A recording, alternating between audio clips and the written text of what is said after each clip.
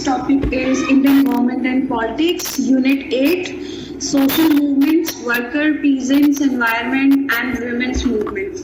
Since this is the largest and the biggest chapter of your course, so I will try to give you all the answers and all the bullet points about this unit. Yesterday we have discussed about patriarchy and the political party in India and what are the relevance of the political parties. So today we are going to start our next unit, that is social movement, workers, peasants, environment and social movement. See, this is for BA program first year, second semester. Okay, so the question is that what is social movements? Students, please remember that you will get a full question from this unit, so you cannot leave this unit. And since this unit is the largest unit of your course, but it will carry almost 1.5 question from your whole syllabus. So the thing is that usually they will ask some comparative or comparison related question, that what are the social movements and what are the differences between old social movements and new social movements, what are the women social movements. So these will be the question. If they will ask the long question, then they will definitely ask that what do you understand by social movements and how the new social movements are different from old social movement. Discuss. इस तरीके का एक question आएगा, and if they will put you in a short question, then they will ask what is the women movement, environment movement, or differences between new social movement and old social movement. So you have to carry this unit very seriously because this unit is so important. And now we will start. Let's start.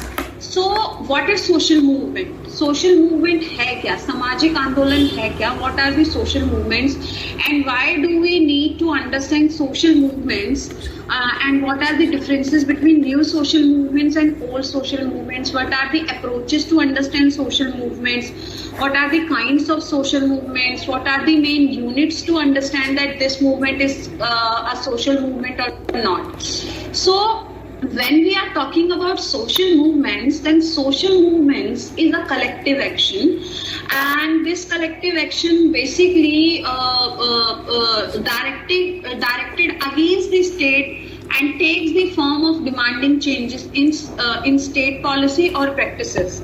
इसको हम simple मतलब में ये भी समझ सकते हैं कि सोशल मूवमेंट जो होते हैं, सोशल मूवमेंट एक कलेक्टिव एक्शन होता है सर्टेन ग्रुप के द्वारा. सर्टेन जो ग्रुप होता है, जब उसको कोई प्रॉब्लम होती है, when they start facing some problem and they need some solution from the government side or want to improve their social structure, in that condition they usually take the path of these movements. तो ये जो movements होते हैं, ये social movements होते हैं, और इन social movements का जो क्वालिटी होता है, वो सबसे बड़ी क्वालिटी ये होती है कि it is a collective action. ये जो सोशल मूवमेंट्स जितने भी होते हैं, ये सारे के सारे क्या होते हैं? It is a collective action.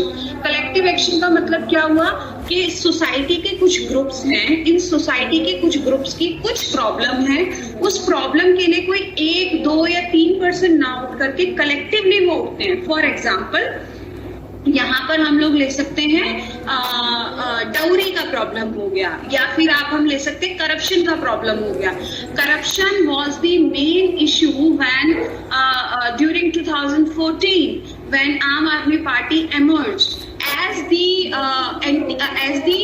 the outcome of anti-corruption movement called Anna Hazare movement. Anna Hazare movements में करप्शन जो था वो सबके लिए मुद्दा था, वो सबके लिए एक इशू था. उस इशू को उठा करके लोगों को पता चला कि इनका एक कलेक्टिव प्रॉब्लम है, यानी कि भ्रष्टाचार किसी टीचर का, किसी लॉयर का, किसी बिजनेसमैन का, किसी स्टूडेंट का या किसी मजदूर का ही मुद्दा नहीं है, बल्कि ये सबका ही इशू है. That is why they collectively agitate against the state.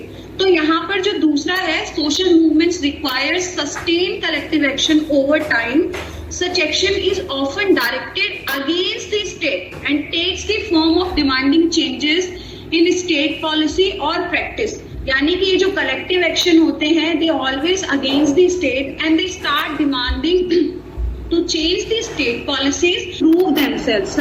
राज्य को अपनी प्रकृति को बदलने की जरूरत है या अपनी पॉलिसीज में चेंजेस लाने की जरूरत है.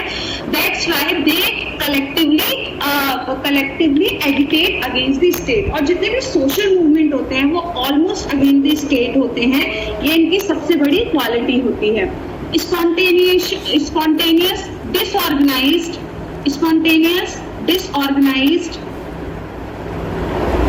Spontaneous, disorganized protest cannot be caused as social movement either. Collective action must be marked by some degree of organization. तो यहाँ पर क्या है, यहाँ पर आप ऐसा नहीं बोल सकते that every agitation is a social movement. No, every spontaneous disorganization is never a social movement. Social movements always organized by a degree of organisation.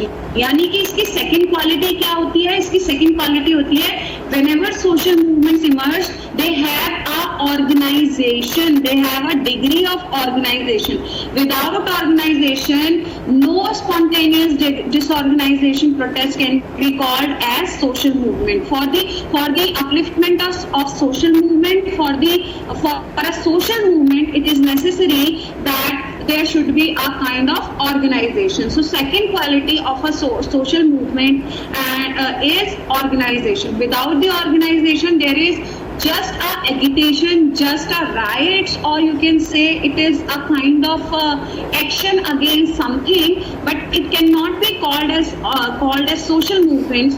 If you really wants to emerge like a social movement, then you need a collective action.